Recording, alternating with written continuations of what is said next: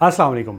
आज मैं आपको एच पायलरी टेस्ट के बारे में बताऊंगा। आप में से मोस्टली लोगों का एच पायलरी नाम का जो टेस्ट है वो पॉजिटिव आया होगा। हेलिकोबैक्टर पायलरी नाम का जो टेस्ट है वो पॉजिटिव आया होगा और बार बार पॉजिटिव आ रहा होगा और आप परेशान होंगे। तो एच पायलरी के लिए कौन सा आपको टेस्ट करवाना चाहिए ये इस वीडियो में आपको बताऊँगा। मोस्टली लोग जो है वो उन्होंने एंडोस्कोपी करवाई होती है और एंडोस्कोपी में होता क्या है कि एक छोटी सी ट्यूब पास की जाती है आपके मुंह के ज़रिए मैदे के अंदर, आपके स्टोमिक के अंदर। वहाँ से लाइनिंग से में जो स्टोमिक की लाइनिंग होती है वहाँ से एक छोटा सा पीस लेके उसकी बायोप्सी करके देखा जाता है कि कहीं आपको एच पायलरी तो नहीं है।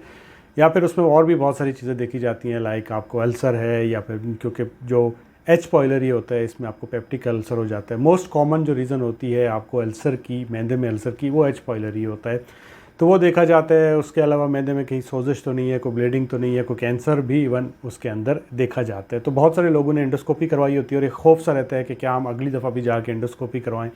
तो आपको एंडोस्कोपी करवाने की ज़रूरत नहीं है। इसके 3 टेस्ट होते हैं। कौन कौन से पेशेंट के लिए कौन सा टेस्ट अच्छा होता है ये मैं आपको इस वीडियो में बताऊँगा।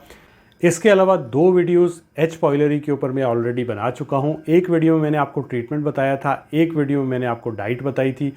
अगर आपको ट्रीटमेंट की वीडियो देखनी है तो आप वो देख सकते हैं, या फिर अगर आपका एच पायलरी पॉजिटिव आया है तो आप डाइट वाली वीडियो देख सकते हैं। उन दोनों का डिस्क्रिप्शन में मैं लिंक दे दूंगा। अब हम पहले टेस्ट की बात करें। ये जो टेस्ट है इसको ज़रा मैं चाहता हूँ कि समझें। जो पहला टेस्ट है वो ब्लड टेस्ट किया जाता है। इसमें लोग बहुत कन्फ्यूज़ होते हैं, सो इस बात को ज़रा गौर से समझिएगा। देखिए, जब ब्लड टेस्ट किया जाता है आपके बाजू से सैंपल लिया जाता है और उसको लेबॉर्ट्री में भेजा जाता है। 30 से 40 मिनट के बाद आपको पॉजिटिव या नेगेटिव करके रिज़ल्ट मिल जाता है। अब ये जो ब्लड टेस्ट है ये किन लोगों को करवाना चाहिए? देखिए, इस ब्लड टेस्ट के अंदर सिर्फ एंटीबॉडीज़ मिलती हैं एच पायलरी के अगेंस्ट। जब भी आपकी बॉडी के अंदर किसी भी किस्म का कोई वायरस इंटर होता है तो आपका जो इम्यून सिस्टम है उसके अगेंस्ट में एंटीबॉडीज़ बनाता है, उससे लड़ता है, फाइट करने के लिए कारिंदे निकालता है अपनी बॉडी से।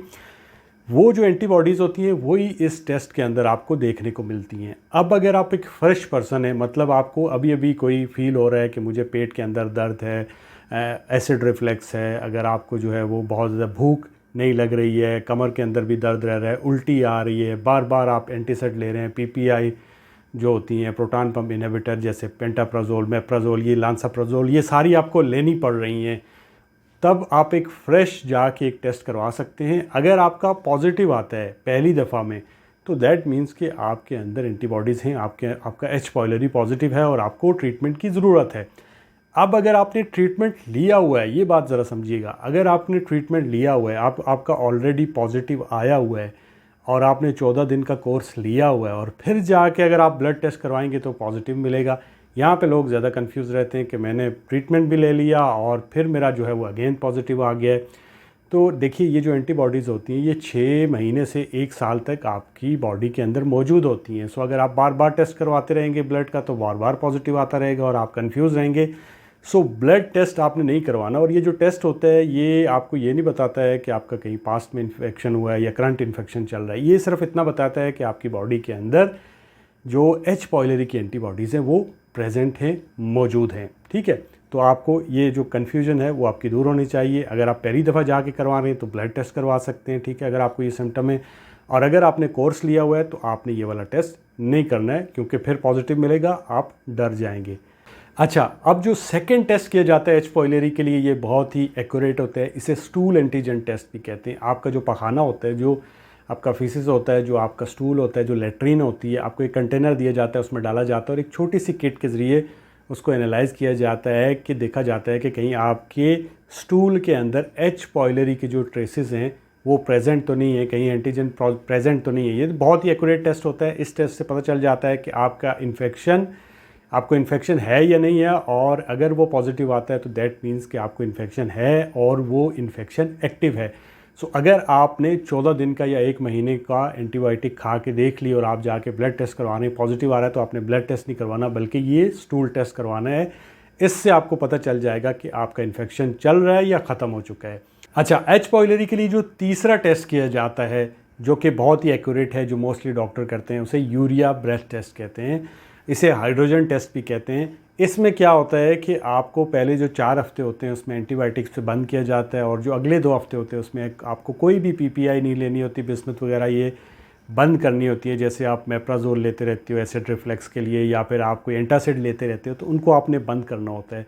फिर आप जब लैब के अंदर जाते हैं तो आपको 2 बैग दिए जाते हैं। एक बैग में आपने ब्लो करना है। ब्लो करने के बाद आपको क्या करना है कि आपको एक टैबलेट दी जाती है जो यूरिया की होती है, जो बेसिकली आपको खिलाई जाती है। जब आप खा लेते हैं तो उसके 15 मिनट बाद दोबारा से आपको ब्लो करने के लिए बोला जाता है। जब आप ब्लो करते हो तो क्या होता है कि अगर उसके अंदर कार्बन डाइऑक्साइड अगर उनको ज़्यादा मिलती है, उस मशीन के नीचे रख के उसको एनालाइज़ किया जाता है। अगर उसमें कार्बन डाइऑक्साइड की मिकदार ज़्यादा है तो दैट मीन्स कि आपको एच पायलरी प्रेजेंट है और आपको एच पायलरी का जो इन्फेक्शन है वो एक्टिव है। तो ये टेस्ट भी आप करके देख सकते हैं, ये भी अच्छा टेस्ट होता है।